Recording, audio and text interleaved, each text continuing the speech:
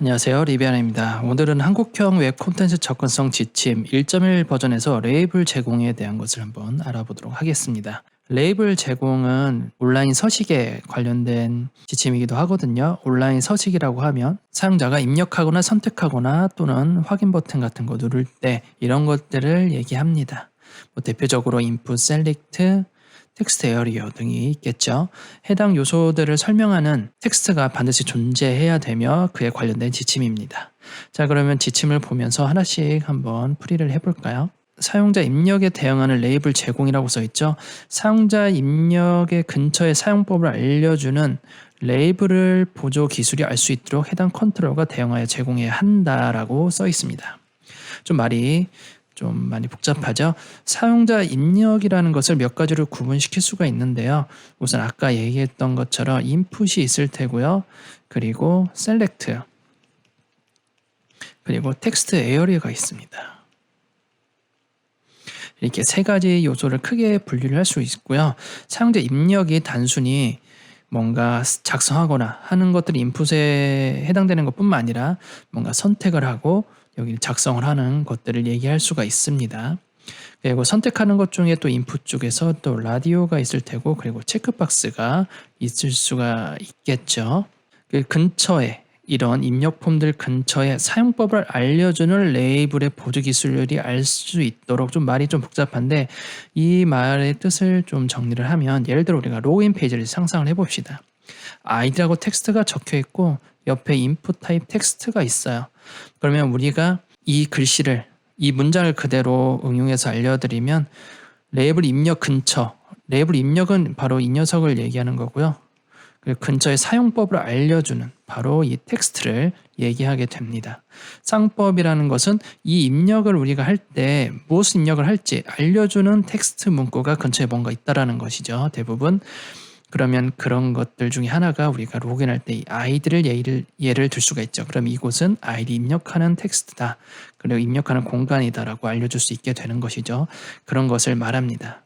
보조 기술이 알 수 있도록 보조 기술이라는 것은 화면 낭독기를 얘기하는 거고요. 그리고 센스 리더가 가장 우리나라에서는 대표적일 때고 그 외에도 조스가 있고 그리고 NVDA 등이 있겠죠. 컨트롤과 대응하여 제공해야 된다. 그럼 이런 텍스트, 센스 리더와 같은 화면 낭독기들이 인식할 수 있도록 두 가지를 연결을 시켜줘야 된다는 것입니다. 그게 바로 레이블이 하는 역할이에요. 자, 다음에는 레이블과 사용자 입력 간의 관계를 보조 기술이 인식할 수 있도록 대응시키지 않고 단순히 텍스트로만 제공할 경우라고 되어 있는데 아까처럼 아이디면 앞에 옆에 이렇게 인풋 타입 텍스트가 있는데 이 두 개를 연결시키지 않는다면 화면 낭독기인 보조 기술들이 인식할 수 없습니다. 단순히 텍스트로만 제공한 경우는 그냥 아이디라는 텍스트 치고 옆에다가 인풋 타입 텍스트를 넣었다는 얘기예요. 레이블이라는 요소를 쓰지 않고 보조 기술은 해당 사용자 입력에 대한 레이블을 인식할 수 없다. 말 그대로 보존 기술, 센스 리더와 같은 화면 낭독기를 사용하는 사용자들은 단순히 텍스트 쓰고 인풋 쓴 이런 컨텐츠를 인식할 수가 없다. 얘를 뭘 입력하는지 알 수가 없다라고 해석할 수가 있습니다. 기대효과 한번 볼까요? 사용자 입력 간의 관계를 보조 기술이 인식할 수 있도록 제응시킨 화면 낭독 프로그램, 센스 리더와 같은 화면 낭독 프로그램을 사용하는 시각 장애인에게 해당 컨트롤이 어떤 용도로 사용되는지 알려줄 수 있으므로 잘못된 데이터 입력을 방지할 수 있다. 결과적으로 잘못된 데이터 입력을 방지할 수 있다라는 것이 핵심이 되겠네요. 자, 그러면 우리가 예제를 보고 그 레이블을 어떻게 제공해야 되고 그러면 어떠한 폼에서 어떻게 레이블을 제공할 수 있는지 간단하게 한번 살펴보도록 하겠습니다. 첫 번째 예시인데요. 많이 보시는 화면이죠. 대부분 유틸리티 메뉴 쪽으로 헤더에 많이 포함되어 있는 메뉴 중에 하나고요. 여기서 우리가 예측해 볼 수 있는 코드들이 있죠. 제가 코드를 미리 또 준비를 해놨습니다. 자, 코드와 비교를 좀 해보면 인풋 타입 서치는 바로 이 녀석이 될 거고요. 검색 버튼은 이 돋보기 버튼이 되겠죠. 그리고 링크는 바로 이 녀석이 됩니다. 검색은 기능이기 때문에 버튼 요소를 했고요. 로그인은 링크, 페이지 이동하기 때문에 로그인이라고 했습니다. 자, 우리가 그냥 단순히 디자인만 보고 코딩을 했을 때 input type search 넣어줬을 텐데 물론 여기에 플레이스홀더나 이런 것들이 들어갔겠죠. 이렇게 제공할 경우에는 우리가 아까 봤었던 그 지침에 어긋나는 코드이기도 합니다. 그럼 이 코드를 보고 센스리더를 한번 읽혀보고 어떠한 문제가 있는지 한번 보도록 하겠습니다. 편집창. 자, 그냥 편집창이라고 읽게 되죠. 우리는 그냥 글쓰기인가 보다라고 생각할 수 있겠죠. 검색 버튼. 검색 버튼이라고 되어 있고요. 라진 링크. 라진이라고 읽는 이유는 로그인의 G와 I의 띄어쓰기를 하지 않아서 라진이라고 읽게 되는 겁니다. 자, 우선 그게 중요하지 않기 때문에 우선은 다시 들어보게 되면 레이블 편집창. 단순히 편집창을 읽게 되는 거죠. 우리는 검색어를 입력하는 공간인데 편집창이라고 하면 시각장애인 분들이 굉장히 혼란스러울 수 있겠죠. 자, 그럼 이거를 레이블을 넣어서 어떻게 읽혀지는지 한번 코드를 변형을 해보겠습니다.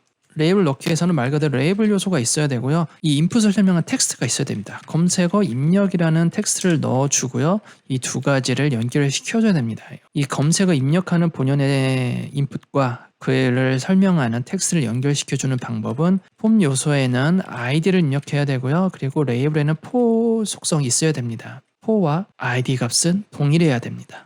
A1번이라고 한번 임시로 넣어주도록 할게요. id는 한 페이지에 값이 하나밖에 올 수 없기 때문에 레이블 값도 마찬가지로 한 페이지에 하나밖에 올 수가 없겠죠. 그러므로 레이블과 id는 계속 변형이 되어야 합니다. 자, 그럼 이 상태에서 센스리더를 한번 들어볼까요? 검색어 입력 편집창. 자, 검색어 입력 편집창이라고 되어 있죠. 아까는 그냥 편집창이라고 되어 있지만 이제는 검색어 입력 편집창이라고 읽게 되었습니다. 그러면 검색어 입력이라고 편집창을 읽었기 때문에 시각장애인 분들이 이걸 사용할 때 어떤 목적을 가지고 있는지 명확하게 알 수가 있겠죠. 디자인에는 검색어 입력이라는 텍스트가 현재 없어요. 그러면 우리가 그럼 이 텍스트 자체를 따로 IR 기법을 해서 넣어줘야 될까? 라고 고민을 하시겠죠? 당연히 아닙니다. 물론 넣어주시는 분들도 있어요. 레이블이 가장 접근성에 좀 보조기기 기술에 가장 좋은 반응을 일어나긴 하지만 우리가 디자인을 하면서 단순히 이 페이지만 하면 그냥 더 꼼꼼하게 해서 IR 기법 쓰면서 뭔가 레이블로 다 연결시켜주면 좋겠지만 우리가 사이트를 만들게 되면 굉장히 많은 페이지를 제작하고 있기 때문에 되게 불필요한 코드들이 많이 들어갈 수가 있거든요. 그래서 이렇게 작업하지 않고요. 이런 내가 입력할 수 있거나 선택할 수 있는 이런 온라인 서식에 관련된 폼들에 대해서 설명한 텍스트가 없을 경우에는 대신해서 타이틀 속성을 넣어주게 됩니다. 자, 그러면 코드에 타이틀 속성을 넣고 어떻게 반응이 되는지 한번 보겠습니다. 자, 레이블 없죠? 타이틀로 넣어주도록 하겠습니다. 검색어 입력이라고 넣어주고 그러면 센스리더가 어떻게 타이틀을 읽어주는지 한번 볼까요? 검색어 입력 편집창. 자, 검색어 입력 편집창이라고 읽었습니다. 타이틀 읽어주게 된다는 것이죠. 무조건 타이틀을 써야 될까요? 그건 또 아닙니다. 무조건 레이블을 쓰셔야 되고요. 입력 폼에 또는 선택할 수 있는 폼에 설명할 수 있는 텍스트가 없을 경우에만 타이틀을 사용하게 됩니다. 자, 그러면 다른 예제를 보고 나서 어떻게 해야 되는지 한번 또 고민해 볼까요? 자, 두 번째 예제입니다. 우리가 많이 보는 화면이죠. 물론 카드 입력하고 뭔가 결제하기 위한 폼이긴 하지만 회원가입과 유사하기도 합니다. 우리가 방금 배웠던 텍스트를 설명할 수 있는 거 CVC 바로 이쪽에 입력을 하는 거죠. 이 입력하는 건 옆에 CVC라고 써있기 때문에 우리가 알 수 있는 것이에요. 그럼 얘가 레이블로 연결을 시켜주면 되는 것이죠. 레이블 for id를 빌번호 앞 두 자리 바로 이것을 연결을 시켜주는 거죠. 그러면 각각 for 값과 id 값을 통해서 서로 연결을 시켜줘야 됩니다. 자, 그럼 우리가 고민해야 될 것은 카드 번호와 유효기간이라는 것이에요. 어떤 부분이 고민이 되냐면 카드 번호에 레이블을 넣어서 for 값을 넣는다는 거죠. for 값을 A라고 넣었다고 봅시다. 그러면 이곳에 id를 A라고 넣게 되었을 거예요. 그럼 두 개가 연결이 되었겠죠. 하지만 두 번째는, 세 번째는, 네 번째는 설명을 연결할 수 있는 텍스트가 없어요. 그래서 이럴 경우에는 어떻게 제공을 해야 되냐면 카드 번호 첫 번째 연결하시고요. 그 다음에 나머지 전부 다 똑같이 타이틀을 다 넣어주셔야 됩니다. 첫 번째 자리, 카드 번호 두 번째 자리, 카드 번호 세 번째 자리, 카드 번호 네 번째 자리라고 각각 타이틀로 설명을 넣어주시는 게 좋아요. 하나의 텍스트만 있을 경우에는 바로 연결해 주셔도 좋지만 각각 타이틀 넣어주셔도 되고요. 첫 번째는 레이블로 연결하고 두 번째는 각각 타이틀, 첫 번째, 두 번째는 추가적으로 각각 타이틀 넣어주셔도 됩니다. 자, 여기 자세히 보시면 월, 년이라고 돼 있죠. 유효기간인데 월을 입력하는 공간이고 년을 입력하는 공간이에요.